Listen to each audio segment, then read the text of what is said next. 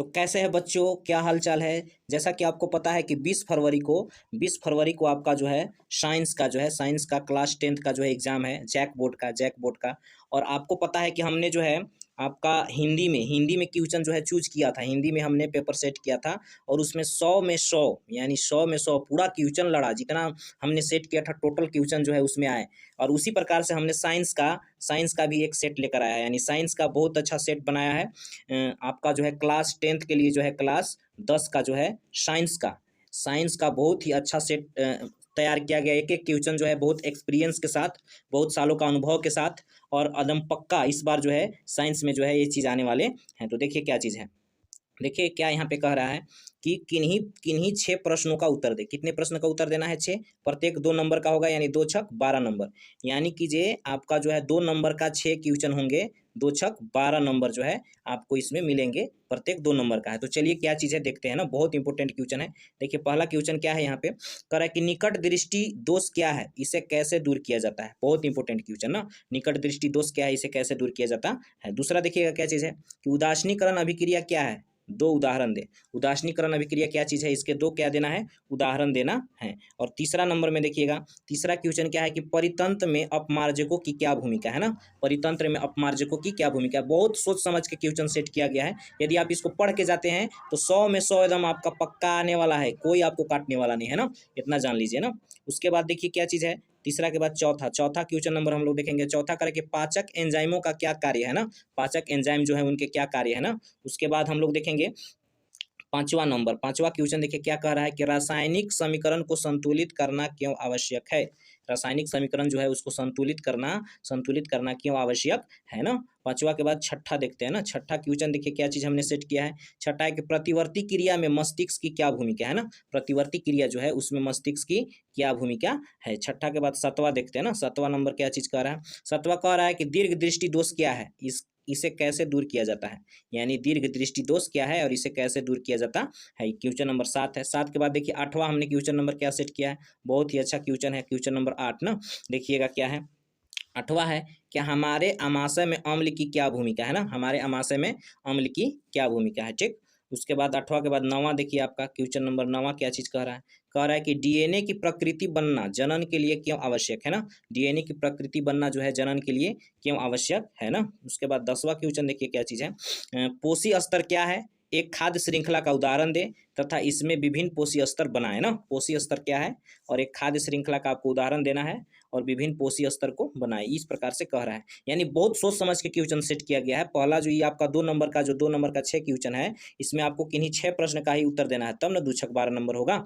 इसके बाद देखिए 11 नंबर क्वेश्चन क्या कह रहा है ना, देखिएगा 11 नंबर क्या चीज कह रहा है, ध्यान दीजिएगा। 11 कह रहा है कि भोजन के पाचन में लार की क्या भूमिका है ना, भोजन के पाचन में जो लार है उसकी क्या भूमिका है। ठीक, 11 के बाद 12 देखिए क्या कह रहा है कि ओजोन क्या है तथा यह किस परितंत्र को किस प्रकार प्रभावित करती है ना। ओजोन जो है कह रहा है कि ओजोन क्या है और यह किसी परितंत्र को जो है किस प्रकार प्रभावित करता है ना। उसके बाद 13 देखिए 13 नंबर है कि रेडॉक्स अभिक्रिया क्या है, उदाहरण द्वारा समझाएं। रेडॉक्स अभिक्रिया जो है वो क्या चीज़ है, उदाहरण द्वारा समझाएं। 13 के बाद 14 देखिएगा आपका ना, 14 नंबर में देखिए क्या चीज़ है, बहुत अच्छा क्वेश्चन सेट किया गया है दोस्तों। यदि आप इसको पढ़ के जाते हैं तो आपको नंबर कोई काटने वाला नहीं है। 14 है कि बेकिंग सोडा के 3 उपयोग लिखे, जो बेकिंग सोडा है उसका कितने उपयोग बताना है, 3 उपयोग ना। 14 के बाद देखिए 15 नंबर क्वेश्चन क्या चीज़ है। 15 नंबर क्वेश्चन कह रहा है जैव भू रसायन चक्र क्या है, कोई 2 उपयुक्त उदाहरण देना। जैव भू रसायन चक्र क्या चीज़ है, इसके कोई 2 उपयुक्त उदाहरण देना है ना। 15 के बाद देखिए 16 नंबर क्या चीज़ कह रहा है। 16 नंबर कह रहा है कि पादप हार्मोन और जंतु हार्मोन में 2 अंतर ना। पादप हार्मोन क्या चीज होता है और जंतु हार्मोन क्या होता है, इसमें 2 का बताना है अंतर ना। उसके बाद 17 नंबर देखिएगा, 17 करें कि अवतल दर्पण में बनने वाले प्रतिबिंब का एक स्वच्छ किरण आरेख खींचे जब वस्तु अवतल दर्पण के वक्रता केंद्र पर हो ना। ये किरण आरेख खींचना है, क्या खींचना है, किरण आरेख ना। इसमें इस प्रकार से कह रहा है। तो इस प्रकार से आपका जो है पहला आपका जो है एक प्रकार से खंड ख कह सकते हैं, ख का जो है, क्योंकि खंड क में तो आपका ऑब्जेक्टिव रहेगा 1 मार्क्स का ना।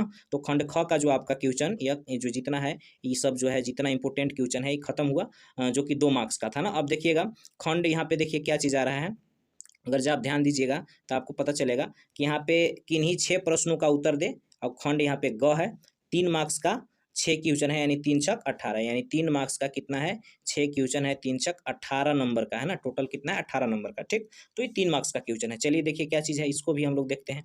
देखिए क्या कह रहा है यहाँ पे, कह रहा है कि कोई 2 सेंटीमीटर लंबी वस्तु 10 सेंटीमीटर फोकस दूरी के किसी अवतल लेंस ना कि मुख्य अक्ष के लंबवत रखी है। लेंस से वस्तु की दूरी 15 सेंटीमीटर है। प्रतिबिंब की प्रकृति, स्थिति तथा आकार ज्ञात करें, इसका आवर्धन भी ज्ञात करें ना। यानी लेंस सूत्र आपका जो है 1/v माइनस 1/u ई बराबर 1/f वाला ई लगा के आपको बनाना है। ठीक, ये 18 के बाद देखिएगा 19 नंबर क्वेश्चन हमने क्या सेट किया है, बहुत ही अच्छा क्वेश्चन सेट है ना। 19 में देखिए क्या है कि तारे क्यों टिमटिमाते हैं ना, 19 नंबर में है कि तारे क्यों टिमटिमाते हैं ना। और उसके बाद देखिए क्या चीज़ है, 20 में है, 20 में कि अवतल दर्पण तथा उत्तल दर्पण में अंतर बताएं।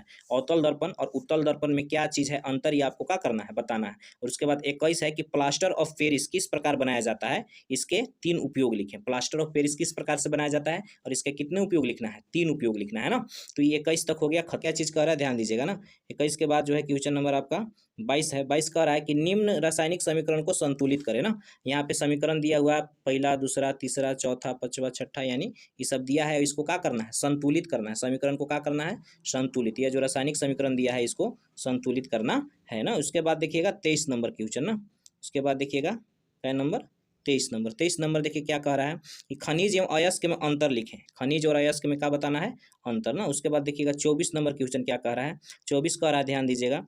24 नंबर कह रहा है कि उभयधर्मी ऑक्साइड क्या होते हैं ना, उभयधर्मी ऑक्साइड क्या होते हैं। 24 के बाद देखिएगा 25 नंबर में ना, 25 नंबर में क्या चीज़ कह रहा है, 25 नंबर क्वेश्चन कह रहा है कि सूर्योदय के समय सूर्य रक्ताभ क्यों प्रतीत होता है ना। सूर्योदय के समय सूर्य जो है रक्ताभ क्यों प्रतीत होता है ना। 25 के बाद देखिए 26 देखिए क्या हमने सेट किया है, बहुत ही अच्छा क्वेश्चन ना। 26 क्वेश्चन जो है आपका बहुत ही अच्छा क्वेश्चन हमने सेट किया है। देखिए क्या है 26 में कि जिप्सम क्या होता है, इसको 373 केल्विन ताप पर गर्म करने से क्या होता है ना। जिप्सम क्या होता है और इसको 373 केल्विन ताप पर गर्म करने से क्या होता है ना। उसके बाद 27 नंबर देखिए क्या चीज़ है ना, कितना अच्छा क्वेश्चन सेट किया गया। 27 नंबर में देखिए क्या चीज़ है कि स्वच्छ आकाश का रंग नीला क्यों होता है ना, स्वच्छ आकाश का रंग नीला क्यों होता है ना। 27 के बाद देखिए 28 नंबर क्या चीज़ है, 28 में देखिए है कि अम्ल वर्षा क्या है, आश्रित जल विद्युत का चालक क्यों नहीं होता जबकि वर्षा जल होता है। यानी अम्ल वर्षा क्या है या अम्लीय वर्षा क्या है और आश्रित जल जो है विद्युत का चालक क्यों होता है जबकि वर्षा जल, मतलब क्यों नहीं होता जबकि वर्षा जल होता है ना, ये पूछ रहा है। ठीक, 28 के बाद 29 नंबर देखिएगा। 29 देखिए क्या चीज़ है ना, 29 नंबर क्वेश्चन हम लोग देखेंगे कि क्या चीज़ है। 29 में देखिएगा 29 का है कि आयनिक यौगिकों का गलनांक उच्च क्यों होता है ना, आयनिक यौगिक जो है उनके गलनांक उच्च क्यों होते हैं ना। उसके बाद 30 नंबर हम लोग देखेंगे ना। 29 के बाद क्या देखेंगे, 30 में देखिए क्या है कि किसी अंतरिक्ष यात्री को आकाश नीले की अपेक्षा काला क्यों प्रतीत होता है। जो अंतरिक्ष यात्री होते हैं उनको आकाश जो है नीले की अपेक्षा जो है काला क्यों दिखाई देता है ना। उसके बाद 30 ये हो गया। 31 नंबर देखेंगे। ठीक, 31 में क्या चीज़ दिया हुआ है देखिएगा ना। 31 नंबर क्वेश्चन देखिए क्या है, संक्षारण को परिभाषित करें। जो संक्षारण है उसको परिभाषित करें। संक्षारण से बचने के 2 उपाय लिखें, परिभाषित भी करना है, इससे बचने के 2 उपाय भी लिखना है ना। उसके बाद 32 नंबर देखिए क्या चीज़ है, 32 कह रहा है कि भर्जन एवं निस्तापन में अंतर लिखे। भर्जन और निस्तापन में क्या लिखना है, अंतर ना। 32 है। उसके बाद 33 नंबर देखिए हमने क्या सेट किया है कि एक ग्वाला ताजे दूध में थोड़ा बेकिंग सोडा मिलाता है ना। पहला में है कि ताजे दूध के पीएच के मान में 6 से बदलकर थोड़ा क्षारीय क्यों बना देता है, और दूसरा है दूध को दही बनने में अधिक समय क्यों लगता है ना, ये पूछ रहा है। ठीक, तो 33 तक का हो गया, खत्म हो गया 33 तक ना। उसके बाद देखिए यहाँ पे जो है आपका क्या चीज़ है कि किन्हीं जो है आपका किन्हीं कितने प्रश्न का, किन्हीं 4 प्रश्नों का उत्तर दे। खंड ग है आपका, घ है ना। और एक क्वेश्चन जो है 5 नंबर, यानी पंचौका 20 नंबर का टोटल जो है, पंचौका 20 नंबर का क्वेश्चन इसमें है ना। तो देखिए क्या चीज़ है यह, ध्यान दीजिएगा तो आपको समझ में आ जाएगा ना। तो ये जो 34 से क्वेश्चन नंबर जो है सब 5 नंबर का है और 4 को इसमें से आपको जवाब देना है, यानी 4 पचे 20 मार्क्स का ही रहेगा ना। तो देखिए क्या चीज़ है, समझेंगे ना, ध्यान दीजिएगा। क्या है कि श्रेणी क्रम संयोजन को परिभाषित करें। एक विद्युत परिपथ में 3 प्रतिरोधक जिनका प्रतिरोध क्रमशः R1 R2 तथा R3 को श्रेणी क्रम में जोड़ा गया है, विद्युत परिपथ का तुल्य प्रतिरोध ज्ञात करें ना। यानी श्रेणी क्रम का आपको परिभाषा लिखना है और इसके जो है परिपथ के समतुल्य प्रतिरोध भी ज्ञात करना है, पूरा फॉर्मूला ना। ठीक, 34 के बाद देखिए 35 में भी आपको क्या है, 35 में पार्श्व क्रम है। 35 का है कि पार्श्व क्रम संयोजन किसे कहते हैं, प्रतिरोधक को R1 R2 तथा R3 को पार्श्व क्रम में संयोजित करने का समतुल्य प्रतिरोध व्यंजक प्राप्त करें। यानी इसमें भी समतुल्य प्रतिरोध का है, यानी कि पार्श्व क्रम क्या है और उसका जो पूरा फॉर्मूला आपको निकालना है ना। 35 के बाद देखिए 36 नंबर क्वेश्चन क्या चीज़ है, 36 कह रहा है कि धातु एवं अधातुओं में भौतिक गुणधर्म पर अंतर लिखें। धातु और जो अधातु है इसमें जो है भौतिक गुणधर्म के आधार पे अंतर लिखना है ना। 37 देखिए इसके बाद क्या चीज़ है, 36 के बाद 37 समवायता किसे कहते हैं, ब्यूटेन एवं पेंटेन के समायोग के नाम एवं संरचना सूत्र लिखे ना। समवायता किसे कहते हैं, ब्यूटेन और पेंटेन के समवाय का नाम और संरचना सूत्र लिखना है ना। 37 के बाद 38 नंबर देखिए क्वेश्चन क्या चीज़ है, 38 में देखिए है कह रहा है कि अनुवांशिकता क्या है ना। अनुवांशिकता में डीएनए की क्या भूमिका है, अनुवांशिकता क्या है और अनुवांशिकता में जो डीएनए है उनकी क्या भूमिका है, ये क्वेश्चन नंबर 38 है। उसके बाद 39 देखिएगा क्या चीज़ कह रहा है। 39 में हमने सेट किया है कि मानव के पाचन तंत्र का नामांकित चित्र बनाए, मनुष्य का जो पाचन तंत्र है उसका नामांकित चित्र बनाइए ना। 39 के बाद 40 है कि समजातीय श्रेणी किसे कहते हैं, उदाहरण के साथ समझाए ना। समजातीय श्रेणी किसे कहते हैं, उदाहरण के साथ समझाए। उसके बाद 41 नंबर क्वेश्चन है कि हमारे शरीर में वसा का पाचन कैसे होता है, ठीक, यह प्रक्रम कहाँ होता है ना, ये 41 नंबर है, ठीक। उसके बाद 42 नंबर क्वेश्चन है कि लिंग निर्धारण किसे कहते हैं, मानव में बच्चों का लिंग निर्धारण कैसे होता है ना, ठीक, इस प्रकार से है। उसके बाद आपका जो है 43 नंबर क्वेश्चन क्या चीज़ है कि 2 ओम 3 ओम तथा 6 ओम के तीनों प्रतिरोधकों को किस प्रकार संयोजित करेंगे कि संयोजन का समतुल्य प्रतिरोध पहला में है 4 ओम, दूसरा में 1 ओम और तीसरा में 3 ओम हो ना, इस प्रकार से है ये क्वेश्चन नंबर 43 ना। 43 के बाद हम लोग 44 देखेंगे। 44 क्या चीज़ है ना, क्वेश्चन नंबर 44 देखेंगे।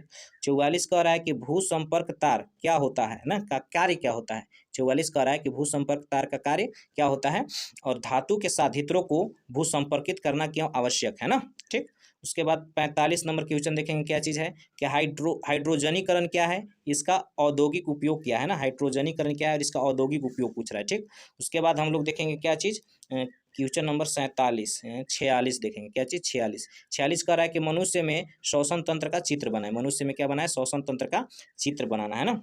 46 के बाद हम लोग देखेंगे 47 ना। 47 क्या चीज़ है देखिएगा ना, 47 के बाद हम लोग 47 देखेंगे। 47 कह रहा है कि मेंडल के प्रयोगों द्वारा कैसे पता चला कि लक्षण प्रभावी अथवा अप्रभावी होते हैं। मेंडल के प्रयोगों द्वारा कैसे पता चला कि लक्षण जो है प्रभावी अथवा अप्रभावी होते हैं। 47 के बाद देखिएगा आपका 48 देखिए क्या चीज़ है ना। 48 देखिए क्या चीज़ कह रहा है। 48 कह रहा है क्वेश्चन नंबर 48 कि निम्न यौगिकों के आणविक सूत्र तथा संरचना सूत्र लिखे ना। क्या चीज़ है, प्रोपीन है, एथाइन है जिसको एसिटिलीन बोलते हैं, मेथेनॉल है, प्रोपेनॉल है, ब्यूटेनोन है और मेथेनोइक अम्ल है ना। तो इस प्रकार से बच्चों पूरा जो है आपका यह क्वेश्चन करा दिया गया ना। इस प्रकार से टोटल क्वेश्चन जो है आपको करा दिया गया। और यदि आप इतना पढ़ के जाते हैं, यदि आप जो है टोटली कंप्लीट करके जाते हैं तो आपको एकदम जो है फर्स्ट आने से कोई नहीं रोक सकता है। 100 में 100 जो है आप एकदम ला सकते हैं, कोई इसमें शक नहीं है ना। तो आपको जो है best of luck, best of luck ना, यानी आपका भाग्य जो है अच्छा हो, बेस्ट ऑफ लक आपको इस तरफ से दिया जा रहा है ताकि आप अच्छा करें। और इतना से यह जो आपको 48 क्वेश्चन बताया गया, इससे बाहर एक भी क्वेश्चन नहीं आएगा। इतना अगर जब आप कंप्लीट कीजिएगा तो पक्का आप जो है अच्छा कीजिएगा ना। यहाँ तक वीडियो देखने के लिए बहुत बहुत धन्यवाद, थैंक यू।